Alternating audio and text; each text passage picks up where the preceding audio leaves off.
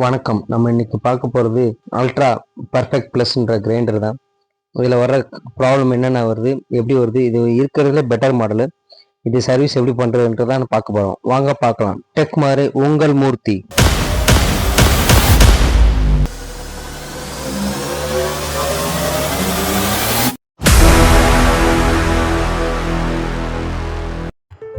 நம்ம இன்னைக்கு பார்க்குறது அல்ட்ரா பர்ஃபெக்ட் ப்ளஸ். இது ஹை ரேஞ்ச் மாடலு. உங்களுக்கு ஃபெதர் டச்சில் வரும். எல்லாமே டிஜிட்டல் டைமரோட வர்ற மாடல். இது இருக்கிறதுலே காஸ்ட்லியான மாடலு. இதில் பார்த்தீங்கன்னா இந்த சென்டரில் ஒரு சில்வர் பின்னு மாதிரி இருக்கும். இதில் தான் லாக் ஆகும். அந்த சில்வர் பின்னை எடுக்கிறதுக்கு நம்ம மோட்டருக்கு வர ஸ்க்ரூ, லென்த்தான ஸ்க்ரூ இருக்குல்ல, அதை போட்டு எடுத்தால் வந்துடும். அதே மாதிரி பார்த்தீங்கன்னா இந்த சைடில் வந்து அந்த ஆர்ம் செட்டை ரிலீஸ் பண்ணுறதுக்கு உள்ளே வந்து இதே மாதிரி ஸ்க்ரூ டைப்பில் ஒரு பின்னு கொடுத்துருப்பாங்க. அந்த பின்னு கழட்டுறதுக்கு என்ன வரும்னா, நம்ம ஸ்டோன் ஹோல்டர் இருக்குல்ல, ஸ்டோன் ஹோல்டரில் உள்ள கம்பி வச்சு கழட்டலாம். அதில் அந்த மரம் கரெக்டாக செட் ஆகும். நான் அதை வச்சு தான் கழட்டுவேன். நம்ம அப்புறம் பேக்கில் உள்ள பாடியில் உள்ள ஒரு 6 ஸ்க்ரூவையும் கழட்டிட்டு பாடியை ரிமூவ் பண்ணோம்னா உங்களுக்கு வந்து மோட்டரில் அது எப்படி லாக் ஆகுன்ற அந்த மேலே மெட்டல் பிளேட்டில் எல்லாம் இருக்கும். கெப்பாசிட்டி, பெல்ட்டு எல்லாமே தரோவாக செக் பண்ணணும். நம்ம கம்ப்ளீட்டாக பெல்ட் இது வந்து காஸ்ட்லி, ரொம்ப காஸ்ட்லி. 700 800 மேலே வரும். அந்த பெல்ட்டு டேமேஜ் ஆகிற அளவுக்கு பார்த்துக்கிறணும். இப்போ பார்த்தீங்கன்னா இந்த பிசிபியில் தான் கம்ப்ளைண்ட்டு. என்னென்னா, இப்போ போட்டுட்டு கொஞ்ச நேரத்தில் ரிலே சவுண்டு கேட்குது, டக்கு டக்கு டக்கு டக்குன்னு கேட்குது. அதனால் இது வந்து சுவிட்சில் கம்ப்ளைண்ட்டாக, டிஸ்பிளேல ப்ராப்ளமான்றதை செக் பண்ண போகிறோம். இப்போ நம்ம டிஸ்பிளே போட கம்ப்ளீட்டாக க்ளீன் பண்ணுறதுல தண்ணி பட்டிருக்கு. அதனால் அதை வந்து நம்ம கம்ப்ளீட்டாக க்ளீன் பண்ணுறோம். அந்த டிஸ்பிளே போட டிஸ்பிளேக்குள்ளே எல்லாமே உங்களுக்கு தண்ணி போயிருக்கு. அந்த மாவு அரைச்ச தண்ணி உள்ளே போயிருக்கு. அதெல்லாம் தின்னர் போட்டு நல்லா வாஷ் பண்ணுறோம். நம்ம வாஷ் பண்ணிட்டு பார்த்தோம் அப்படின்னா இப்போ வந்து டிஸ்பிளே போர்டில் அந்தளவுக்கு ப்ராப்ளம் கிடையாது. ஒரே ஒரு பட்டன்ஸ் மட்டும் தான் ஒர்க் ஆகலை. மெயின் ப்ராப்ளம் பார்த்தீங்கன்னா இந்த ரிலே தான் எரிஞ்சு போயிருக்கு. இந்த ரிலேவை சேஞ்ச் பண்ணால் சரியாயிடும். நம்ம கழட்டி பார்ப்போம் வேறு எதுவும் ப்ராப்ளம் இருக்காண்டு. எல்லா ரிலேயும் மொத்தம் 5 பின்னு ரிலே மாதிரி வரும். ஒரு பின் சென்டர் காமன் வரும், ஒன்று வந்து கனெக்ஷன், ஒன்று நோ கனெக்ஷன்ற மாதிரி வரும். இதில் வந்து ஒன்று கட் பண்ணி விட்ருப்பாங்க. அதனால் எதுவும் பயந்துட வேணாம். இதுவும் 5 பின் ரிலே தான். நம்ம ஒரு பின்னை கட் பண்ணிகிட்டே ஜாயின் பண்ணிக்கலாம். அந்த ஒரு பின்னுக்கான ஹோல்ஸே இருக்காது. இதில் 2 வந்து டிசி வோல்டேஜ், டிசி மைனஸ் வோல்ட்டும் ஒரு சைடு ப்ளஸ் வோல்டேஜ் வரும். நம்ம நார்மலாக எப்போதும் போல ரிலே எடுத்துகிட்டு அந்த ரிலேயில் அந்த ஒரு லெக்கு மட்டும் கட் பண்ணி போட்டாலே சரியாக போயிடும். அதே மாதிரி இந்த பிசிபியில் வந்து நம்ம மறுபடியும் புது ரிலே மாட்டுறதுக்கு முன்னாடி அந்த இருக்கிற லெட்டை ஃபுல்லாக சால்ட்ரிங்கை வச்சு நம்ம எடுக்கணும். இல்லை டீ சால்ட்ரிங் விக்கை வச்சு எடுக்கணும். கம்ப்ளீட்டாக அந்த ஹோல்ஸ் க்ளீனாக தெரிகிற மாதிரி இருந்தால் மட்டும்தான் மறுபடியும் அந்த ரிலேயை நம்ம இன்சர்ட் பண்ண முடியும். பார்த்தீங்கன்னா இந்த மாதிரி நான் லெட்டை சால்ட்ரிங்கை வச்சு அந்த ஃபுல் லெட்டையும் நான் ரிமூவ் பண்ணி விட்டுருக்கேன். இப்போ நம்ம ஃபுல் லெட்டை எடுத்ததுக்கப்புறம் சேம் அதே டைப் ரிலே வச்சுருக்கோம். இப்போ ரிலே மாட்டுறதுக்கு முன்னாடி பார்த்தீங்கன்னா அந்த கான்டாக்ட் பின்னுக்கிட்ட வந்து ஸ்பார்க் ஆகி பக்கத்தில் ஒரு சப்ளை பின்னுக்கிட்ட வந்து ஸ்பார்க் ஆகிருக்கு. அதை கம்ப்ளீட்டாக நம்ம டெஸ்டர் வச்சு கத்தியை வச்சு கம்ப்ளீட்டாக க்ளீன் பண்ணிவிட்டு தின்னர் வாஷ் பண்ணிட்டு தான் மாட்டணும். அதை அப்படின்னா தான் அது பக்காவாக உங்களுக்கு திரும்ப ஒர்க் பண்ணணும். இல்லைன்னா மறுபடியும் இதே மாதிரி இந்த ரிலேயும் கம்ப்ளைண்ட் ஆயிரும். நம்ம ரிலே இப்போ செக் பண்ணி மாட்டியாச்சு. இப்போ பிசிபி நம்ம செக் பண்ண போகிறோம் போட்டு. இப்போ பிசிபி ஆன் பண்ணி பார்த்தோம் அப்படின்னா அவங்களுக்கு வந்து ப்ரெஸ்ஸிங் சுவிட்சு வந்து கொஞ்சம் ப்ராப்ளமாக இருக்குது. லாங் ப்ரெஸ் பண்ணால் தான் ஒர்க் ஆகுது. அதனால் அந்த சுவிட்சு வந்து இது வந்து டபுள் சைடு பிசிபி. இது 2 சைடு சால்ட்ரிங் இருக்கும். அந்த மாதிரி மாடல் இது. இதை வந்து நம்ம விக்கு வச்சு அவ்வளோ சீக்கிரத்தில் எடுக்க முடியாது. நம்ம கையை வச்சே நான் ரிமூவ் பண்ணுவேன். அந்த சால்ட்ரிங்கை ஒவ்வொரு பின்னால் ரிமூவ் பண்ணி நான் சுவிட்சை எடுத்துட்டு அதுக்கப்புறம் அந்த ஹோல்ஸையும் நம்ம சால்ட்ரிங்கை வச்சே ஊதி அந்த ஹோல்ஸை தெரிகிற மாதிரி பண்ண முடியும். வேறு விக்கை வச்சு எடுக்கிறது ரொம்ப டிஃபிகல்ட்டாக இருக்கும். அப்போல்லாம் டீ சால்ட்ரிங் பம்பை வச்சு எடுக்கலாம். இப்போ எல்லா சுவிட்சையும் நம்ம இதே மாதிரி 3 சுவிட்ச் இருக்கும். இதில் ஒன்று பவர் சுவிட்சு, இன்னொன்று வந்து டைமர் அப்பு, டைமர் டவுன் ஒன்று வரும். அந்த 3 சுவிட்சுமே மாற்றி விட்டோம்னா மறுபடியும் இன்னும் கொஞ்சம் நாளைக்கு ப்ராப்ளம் இருக்காது. இந்த பிசிபி வந்து வெளியே மார்க்கெட்டில் கிடைக்காது. அவங்க கம்பெனியில் தான் கிடைக்கும். இது வந்து 4000 வரைக்கும் சார்ஜபிள் பண்ணுறாங்க. அப்படின்னும் போது நம்ம இதை கொஞ்சம் சீப் அண்ட் பெஸ்ட்டாக நம்ம ரெடி பண்ணி கொடுக்குறோம் கஸ்டமருக்கு. பார்த்தீங்கன்னா நம்ம சால்ட்ரிங் பண்ணுறது பக்கத்து பின்னில் எதுலேயுமே படாத அளவுக்கு கொஞ்சம் சேஃப்டியாக பண்ணணும். எல்லா லெட்டையும் எடுத்துகிட்டு நம்ம புது சுவிட்சு நம்ம கனெக்ஷன் கொடுக்குறோம்.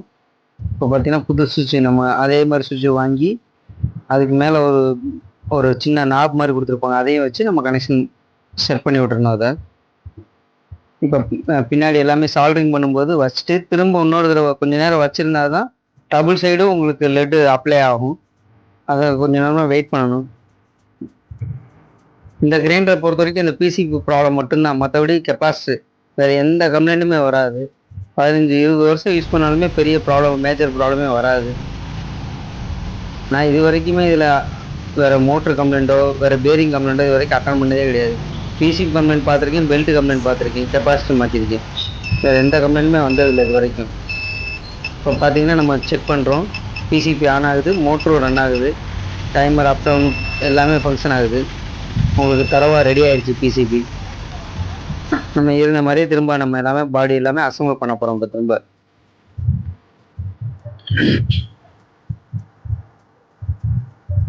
இந்த பாடி மாட்டையில் மேலே தான் அந்த ஆர்ம் செட் ஆகிறதுனால கரெக்டாக அந்த லாக்கில் உட்காரணும்.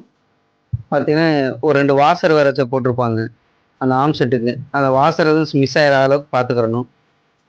ஃபஸ்ட்டு எடுத்தோன்னே அந்த த்ரெட்டு உள்ள சைடு வெளியே வர மாதிரி வச்சு மாட்டிடணும். உள் சைடு போகிற மாதிரி மாட்டிக்கிட்டேன்னா அடுத்து எடுக்கிறது ரொம்ப கஷ்டம். அதை எடுக்கவே முடியாது உங்களால். பாடி செட்டை டேமேஜ் பண்ணி தான் எடுக்கிற மாதிரி வரும். அதனால் இந்த பின்னு மாட்டையில் மட்டும் த்ரெட்டு வெளியே இருக்கிற மாதிரி வச்சு மாட்டணும் கரெக்டாக. நம்ம அவசரத்தில் உள்ளே வச்சு மாட்டிட்டோம் அப்படின்னா திரும்ப எடுக்கிறது ரொம்ப ரொம்ப கஷ்டம். அதே மாதிரி இந்த பின்னு கூட நம்ம தள்ளி விட்டு எடுத்துடலாம். டெஸ்டரை வச்சு ஸ்க்ரூ டிரைவர் வச்சு, அப்படி இல்லைன்னா கட்டிங் பேர் வச்சு எடுத்துடலாம். இந்த சைடில் எடுக்கிறது ரொம்ப சிரமம். அதனால் அதில் பின்னு மாட்டையில் மட்டும் கொஞ்சம் சேஃப்டியாக பார்த்து மாட்டணும். ஆம் லாக் பின் மட்டும் மாட்டி பார்த்துட்டு நம்ம ஒரு தடவை ரன் பண்ணி பார்த்துக்குவோம் ஸ்க்ரூ போடுறதுக்கு முன்னாடி. இப்போ பார்த்தீங்கன்னா உங்களுக்கு ஸ்க்ரூ போடுறதுக்கு முன்னாடி நம்ம ஒரு தடவை செக் பண்ணிக்கிறோம். இப்போ எல்லாமே ஒர்க் ஆகுது, ஃபங்க்ஷன் ஆகுது, அப் டவுனு உங்களுக்கு ஆப்ஷன் எல்லாமே ஒர்க் ஆகுது. இப்போ நம்ம ஸ்க்ரூ ப்ராப்பராக எல்லாமே வயர் எதுவும் டேமேஜ் ஆகாமல், வயர் எதுவும் அந்த ஸ்க்ரூக்கு நேரம் இல்லாத அளவுக்கு பார்த்துக்கிட்டு நம்ம ஸ்க்ரூ எல்லாமே போட்டால் போதும். இதில் வந்து எஸ்எஸ் ஸ்க்ரூ தான் போட்டிருப்பாங்க. அதனால் எப்போவுமே இந்த ஸ்க்ரூ ப்ராப்ளம் வராது. 6 ஸ்க்ரூ போட்டோம்னாலே போதும். அது இது கிரைண்டர்லேயே இருக்கிறதுலே பெட்டர் மாடல். நான் இதை யாருக்கு ரெக்கமெண்ட் கொடுத்தாலும் இந்த மாடலை கொடுப்பேன் நான். இது பார்த்தீங்கன்னா ப்ராப்ளம் ரேட்டிங் ரொம்ப ரொம்ப கம்மி, ஒரு 5% கூட கிடையாது ப்ராப்ளம் ரேட்டிங். இதுவுமே எலக்ட்ரிக்கல் ஃப்ளக்சுவேஷனால வந்த கம்ப்ளைண்ட், இந்த மாதிரி கம்ப்ளைண்ட் தான் இதாகிருக்குமே தவிர மற்றபடி கஸ்டமர் மேலே மிஸ்டேக் ஆகி தான் அந்த ப்ராப்ளம் வராது. ஏன்னா அவ்வளோ தூரத்துக்கு பெர்ஃபெக்டான மாடல், பேரே பெர்ஃபெக்ட் தான் அது.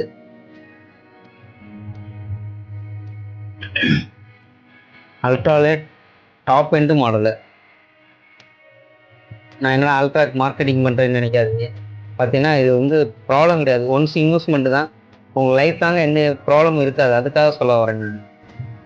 இந்த ஆன் டைப்பில் எந்த கிரைண்டர் வாங்கினாலும் பிரச்சனை இருக்காது. அதில் வந்து இது வந்து ஆல்மோஸ்ட் டாப்பு நம்பர் 1 நான் ரெக்கமெண்ட் கொடுக்குறது. இந்த ரிங்கை வந்து நம்ம இன்ஸ்டால் பண்ணிவிட்டு இது எதான சேஃப்டிக்காக கொடுத்துருக்குது தான். சப்போஸ் நம்ம இப்போ வந்து கோகனட் செப்பர் போட்டோம் அப்படின்னா அது வந்து உள்ளே போயிடக்கூடாதுக்காக போட்டுருக்க ரிங் தான். அது தண்ணி வாஷ் பண்ணையில் உள்ள தண்ணி போகக்கூடாதுக்காக. இந்த சேஃப்டிக்கு சின்ன அந்த கவர் பண்ணுற பிளாஸ்டிக்கு எல்லாமே ப்ராப்பராக வச்சு லாக்கு டேமேஜ் ஆகிற அளவுக்கு மாட்டிட்டோம்னாலே கம்ப்ளீட்டாக ஃபினிஷ் ஆயிரும் உங்களுக்கு. அதே மாதிரி அந்த சைடில் நம்ம மறுபடியும் டச் டிஸ்பிளேயில் எதுவும் ப்ராப்ளம் இல்லாத அளவுக்கு அதுலேயும் நான் வந்து செல்ஃபோனுக்கு யூஸ் பண்ணுற ஸ்க்ராட்ச் கார்டு ஸ்டிக்கரை வாங்கி ஒட்டி கொடுத்துருக்கேன் கஸ்டமருக்கு. கொஞ்சம் லைஃப் லாங்காக இருக்கட்டும், மறுபடியும் தண்ணி படாமல் டேமேஜ் ஆகாமல் இருக்கணுன்றதுக்காக. எல்லாமே ஃபினிஷிங் ஆகிடுச்சு. இப்போ நம்ம ட்ரிம்மை வச்சு வைப்பர் எல்லாமே கரெக்டாக இருக்கான்னு நம்ம செக் பண்ண போகிறோம். அதே மாதிரி பார்த்திங்கன்னா இந்த ட்ரம்மு வந்து பார்த்திங்கன்னா எவ்வளோ வலுவலும் ஆனாலும் அரைக்கும். நம்ம கல்லை வச்சு கொத்த வேண்டிய அவசியம்லாம் கிடையாது. எல்லாருமே என்னென்ன வலுவலுன்றது அரைக்காத நினச்சி கொத்திடுவாங்க. அந்த மாதிரிலாம் எதுவும் பண்ண வேண்டியதில்லை. வைப்பர் வந்து பார்த்தீங்கன்னா ஒரு 3 பேப்பர் போகிற அளவுக்கு தான் ட்ரம்முக்கும் அந்த வைப்பருக்கு இடையில கேப் இருக்கணும். அந்த மாதிரி செட் பண்ணணும். இல்லைன்னா அது வந்து மாவு வலிக்காது கரெக்டாக. அது எப்போயுமே ப்ராப்பராக பார்த்துக்கிறணும். ஒரு 90% கஸ்டமருக்கு அது பண்ணுறதுக்கு தெரியாது. அது மாதிரி கம்பெனிக்காரங்களே பாதி பேர் செட் பண்ணி கொடுத்துருக்க மாட்டாங்க. அதை நம்ம எப்போயுமே செக் பண்ணிக்கிறணும். வைப்பர் மட்டும் 2 பேப்பர் போகிற அளவுக்கு இல்லை 3 பேப்பர் போகிற அளவுக்கு தான் கேப்பே இருக்கணும். ட்ரம்மு உரசாத அளவுக்கு இருந்தாலே போதும். ரொம்ப தள்ளி இருந்துச்சுன்னா மாவை கரெக்டாக வலிச்சு நமக்கு கல்லுக்கிட்ட அனுப்பாது. அதை மட்டும் நம்ம எப்பயுமே பார்த்துக்கிறணும். இதுதான் டைமிங் கூடுறதுக்கு காரணம். வைப்பர் சரியாக வலிக்கலை அப்படின்னாலே டைமிங் கூடும், அரைக்கிற டைமிங். அதை மட்டும் கரெக்டாக செக் பண்ணிவிட்டு நம்ம டைட் வச்சிட்டாலே தான் போதும்.